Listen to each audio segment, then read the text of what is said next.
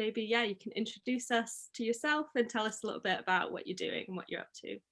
Sure. So my name's Syreeta Allen. I'm the head of student outcomes at King's College London. My role is facilitating the university's approach to tackle structural inequality in education. So currently across the higher education sector, if you are a Black, Asian student, or you come from another ethnic minority background, you are less likely to get a first or a 2-1 than your white counterparts. And when you control for prior attainment, so what you achieved before you got to university, but also if you control by income, that gap still exists. And so we know that this is an issue to do with race inequality within higher education. And so my role is really focused on how we as an educational institution transform our culture and our practices in order to change the experience of our learners. Perfect. That's fantastic. And can you maybe go into a bit what that kind of looks like in practice in the uni? Yeah, absolutely. So on a day-to-day basis, this looks like two things. So we take a change management approach to culture change. So that means building awareness for the need of change through communications, but also growing the desire for change. And we do that in lots of different ways. But the main way is through sharing stories. And that could be through comms, but we also have something called Conversations About Race, which is an event series which we lead on an annual basis, bringing together staff and students to have meaningful conversations about their experience of race within the university. And the purpose of that is to enable people to have the conversation, because often people haven't had that before, but also to enable people to identify how they can contribute to change, because we know that culture change starts with individuals, and individuals are then able to influence their own sphere in order to change the way we do things. So that's desire. Also knowledge and ability. So involved in this is really thinking about training, workshops, coaching others, and also supporting through networks.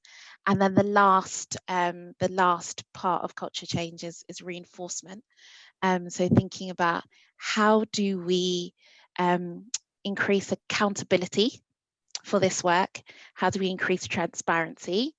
But also how do we celebrate the good work that is happening in the institution? And how do we provide a platform to those people who are leading on this work? And what we know often is that there are huge numbers of students and staff who are passionate about this work and who are doing it, but don't always get the recognition that they deserve. And so a lot of my work is thinking about how do we ensure that they have the platform, that they have the recognition, that they have the resources to lead this work that they're really passionate about. Mm-hmm. Definitely. Yeah, that's fantastic. I was wondering, because we all know this year is not a normal year for any number of reasons, but kind of especially I think maybe working in that university space, it's been a kind of strange year for students, strange year for staff, as well, you know, the Black Lives Matter movement and the ongoing kind of calls for justice and those kind of spheres. Maybe you could speak a little bit about that and what that's been like. Yeah, and I'm a glass half full kind of person, and so with the challenges I see real opportunities. I think in terms of the Black Lives Matters campaign and the awful murder of George Floyd, I think what came out of that was a real sense of, okay, if I'm not part of the solution, then I'm part of the problem. And there's a real movement towards people saying it's not enough for me to not be racist, I need to be actively anti-racist.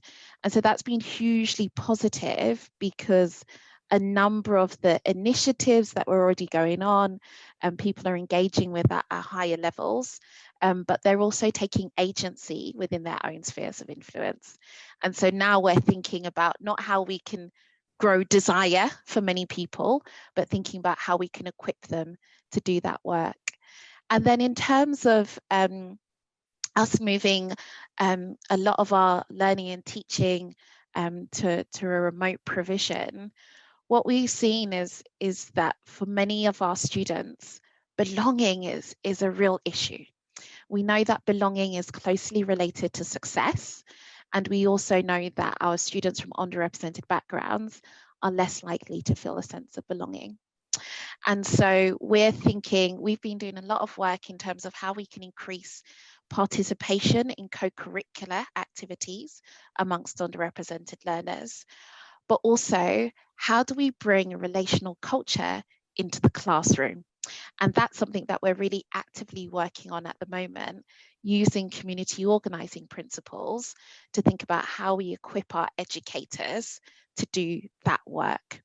So that's, I guess, what I would say about hybrid learning. And I think also from the perspective of someone who works for an organisation and is suddenly working remotely, there are some real benefits to this way of working.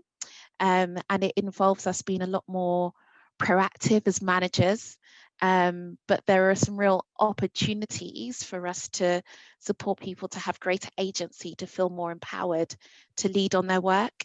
And so I'm really taking forward those opportunities at the moment to think about, well, not just where do we work, but how do we work and why do we work in that way? Is it the most empowering way to work in a context where we need to be increasingly innovative and increasingly agile to the complexity and fast changing nature of the world around us? So that's my 2 pence on kind of the opportunities that are presented by this context. Mm-hmm. That's great. Yeah, I think that's something that a lot of people in any organisation are feeling as well, and that's really, really useful. I was wondering, kind of along those lines, looking towards change and innovation and all those things, what are you kind of looking forward to this year? What's exciting you at the moment?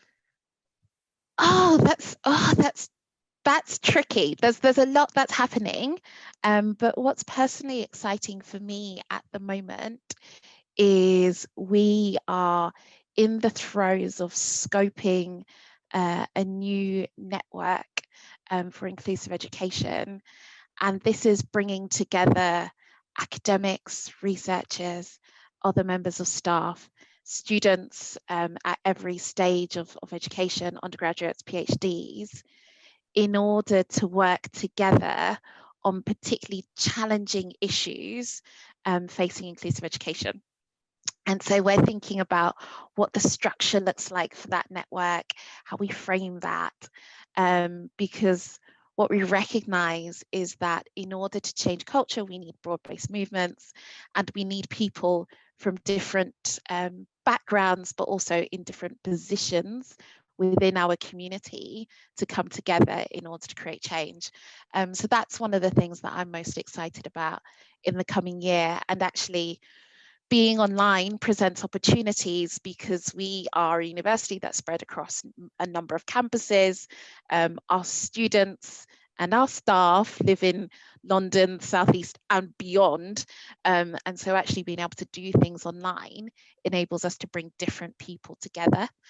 So I'm quite excited about that new project and the potential impact that can have. Mm-hmm. Definitely, yeah, that's super exciting. And yeah, from the sounds of it, you're kind of that perfect link between all these different kind of partners, and getting that communication between groups sounds key. I wonder, because at Clore Social, collaboration is kind of the topic of the moment this year. So I wonder if you could maybe share some lessons or thoughts or kind of any wisdom you have on collaboration and making that happen. Yeah, definitely. I think the biggest lesson for me, and I'm a leader who likes results and action and let's move fast. And the biggest lesson for me is that sometimes in order to create meaningful collaboration, you got to move a bit slower. And there have been times where it would have been easier for us to say, well, actually, we're not agreeing on this point. Therefore, let's just smooth it over and do an easy thing. But when we say, actually, let's have a real discussion about this, let's gain a deep consensus before moving forward, that's when the creativity happens. That's when the partnership becomes stronger. And so a lesson for me, though I struggle with it, is really to slow down in order to create meaningful relationships and build partnerships that create change. Mm-hmm. Definitely. Yeah, I think we could all benefit from that in all areas of our lives. Yeah. I suppose you kind of touched really briefly there on your own leadership style. And as kind of an alumnus of Clore Social, maybe share a little bit about kind of your experience with leadership development, things like that, and how that's kind of shaped your style of working or your role. Yeah, definitely. I really gained a lot from being on the Clore Social Leadership Program. And when I think back, a lot of the things that I gained, people would call them soft skills, right? But they've been really transformative for the way that I work. And so one of the things that I always say is that, I don't have all the brilliant ideas.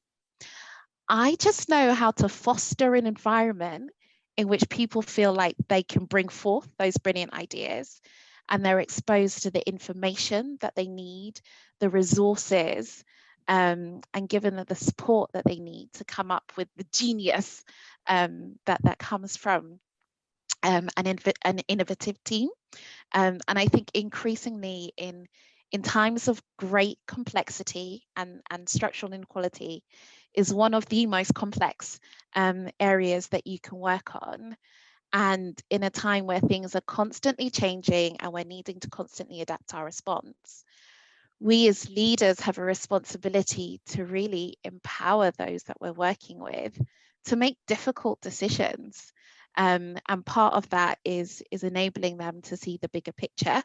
And then part of that is trusting people and giving them the agency that they need in order to do the work. So just for example, we 3 years ago started out, had this big objective, close differences in attainment by ethnicity. And we're working out, well, how do we do that? What's our approach? What are the projects that we lead on? One of my colleagues, Janera Borges, went on a community organizing training session and came back and said, actually, I think we really need to use this methodology in order to have conversations about race. And the series of conversations that we've been having have been really impactful for the people involved. But also other universities are now doing it, schools are doing it. It's a concept that is beautifully simple, but beautifully impactful. And that came from Janera being exposed to the need, the strategy, the training, and then feeling really empowered to come up with a suggestion when she was a really junior member of staff, right? So I think the more we can empower our teams and believe that they have the answers to these really tricky problems, we will succeed. Mm-hmm. Definitely. Yeah, couldn't agree more, I suppose. Yeah, so for we've kind of talked about collaboration and leadership. Are there kind of any, I guess that what you just shared was an example of a win in that area. But are there any kind of examples of maybe times when you came up across challenges that you kind of as a team had to navigate through or overcome or things like that? Yeah, many. Where to start? I think for us, our approach initially was very much we need to get the senior leaders on board. we need to get them on board in order to see change, and we're very focused on that, and coaching them through that and taking the long-term approach, which, you know, is important and good. But what we quickly realized was, whilst you're doing that long-term in-depth work, there are thousands of students who are at the university at the moment who feel like the university isn't doing anything, right? Because it's not visible. And it's the kind of work that if you are a second year, you might not see the fruits of that in the lifetime of your degree. And so we quickly realized that we needed an approach that brought students into the picture, and that really empowered them to be a part of that change. And so we now have a number of programs where we're focused on supporting students to develop skills and all of this, of course, but also really to have that agency to be a part of the change that they want to see. And that was a really crucial shift for us to realize, yes, we're tackling structural inequality, and no, we don't want to change the student. We need to change ourselves, and we need to do this work. But actually, if they are not involved and part of this, A, we need their voice, but B, they need to be able to see the work that's going on and to contribute to it in order for it to be a success, and in order for them to feel part of that change. Mm-hmm. Definitely. I guess that kind of topic of visibility and you know, getting kind of your voice out there brings me to my last question, which I always ask, which is just, is there kind of anything that you'd like to shout out to get the word about and let people know about? Oh, I'm not sure there is at the moment, except to say we are. Oh, there probably is. So we have a program called the Civic Leadership Academy, which is an incredible program which brings students from underrepresented backgrounds together with charity partners in order to do work in local communities to London. And these group of students are given a bursary in order to do 300-hour placement with those charity partners. And for us, it's a win-win-win program, in that students get access to the work experience that they really need in order to succeed in these careers. Charity partners get to access the lived experience of underrepresented learners, but also increase the diversity of their organizations. And we as Kings get to support charities, partners and communities as part of our service strategy to serve society.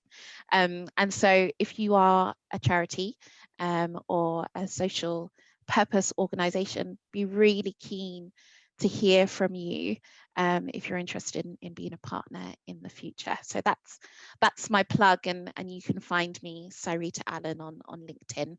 I'd be more than happy to have a chat about that. Thanks, Lydia. I should have thought of that. No problem. Yeah, sometimes you've just got to, you know, get your plug in where you can. Absolutely.